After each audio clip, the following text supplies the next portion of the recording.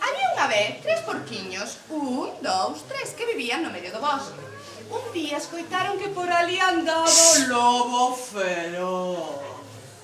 Ai, e decidiron facer unha casa para protexerse. O porquiño máis novo, que era un pouco vagonetas, traballou pouco e fixo unha casa de palla. O porquiño mediano, que traballou pouco máis, fixo unha casa de madeira. E o porquiño máis vello, que este sí que era traballador, colleu cemento, colleu ladrillos, colleu a pala e fixo unha casa de ladrillos. Colleu mercado, fixo unha casa de ladrillos. Ao cabo dun tempo, chegou a casa do porquiño máis novo, e petou unha porta. Abre, porquiño, que te quero ver. O porquiño mirou pola ventá para ver que era o lobo, asustouse moito e contestou: non abres, non, que ti me queres comer. Pois se non abres, soprarei, e soprarei, e a casa derrubarei. O lobo soprou. Como sopran os lobos? E zas! A casa quedou convertida nun feixe de erva seca. O porquiño novo botou a correr a casa do porquiño mediano e cando chegaron pencharon as portas que están aquí abaixo, riqui, riqui, riqui, riqui, riqui, riqui, e as ventas que están aquí arriba, riqui, riqui, riqui, riqui, riqui, riqui, riqui. E de repente xa estaban preparados cando escoitaron: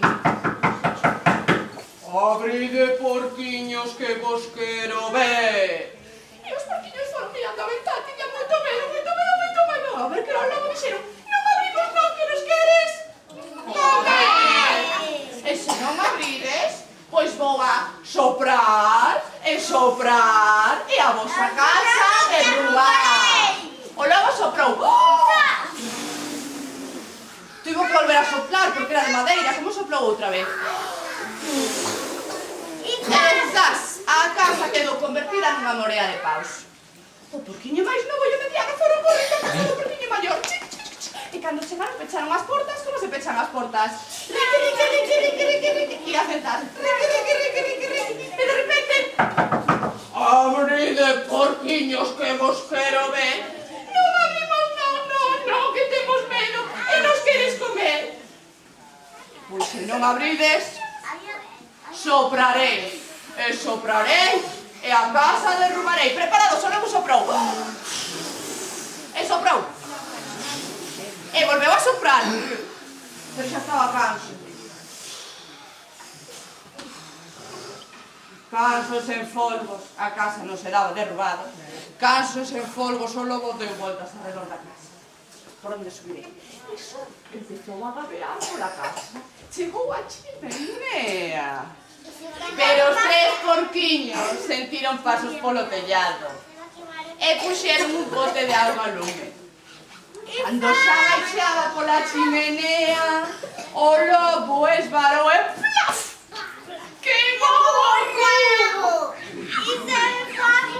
Co lume no rabo. E o cu colorado saiu escopeteando e non volveu nunca máis. E colorín colorado, esta casa xa acabado!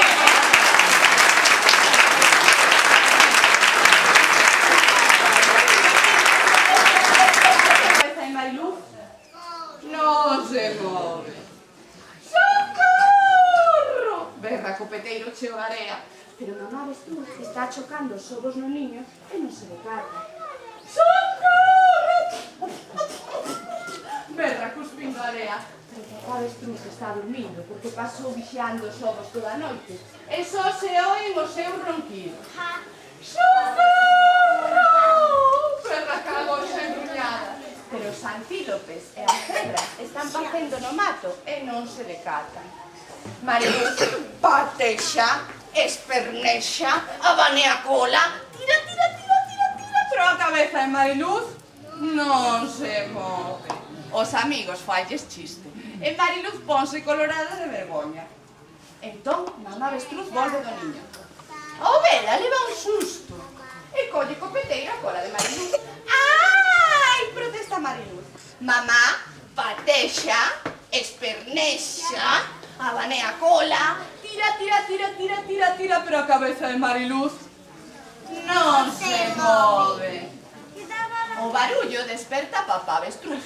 Vai che boa, exclama medio dormido. Collo a cola de mamá avestruz, coidadiño de mamá avestruz. Papá e mamá patexan, espernexan, abanean a cola, tiran, pero a cabeza de Mariluz non se move. E eso debe...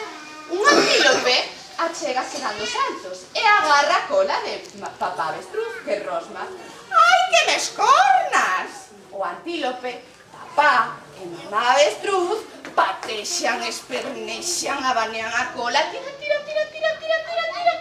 pero a cabeza de Mariluz non se move. Unha cebra chega trotando e engancha o rabo do antílope. Iso doe, berra o antílope. A cebra, o antílope, o papá e o pajarito, mamá avestruz, abanean a cola, patexan, espernexan, abanean a cola e tiran, pero a cabeza de Mariluz cando de repente, plop, a cabeza de Mariluz sae da area. Mariluz refrega os ollos. Mamá botalle un sorriso. Pero que ten o peteiro cheo de plumas, arrancoulle a cola sin querer. Mariluz está tan contenta de ver outra vez a luz do día que non lle importa a cola. Dalle un bico grande a mamá e vai xogar cos seus amigos. Aquela noite, Mariluz non enterra a cabeza na area, pero durme enriba da almofada de plumas máis fina de toda a sabana. E colorín colorado... Moi ben, chicos.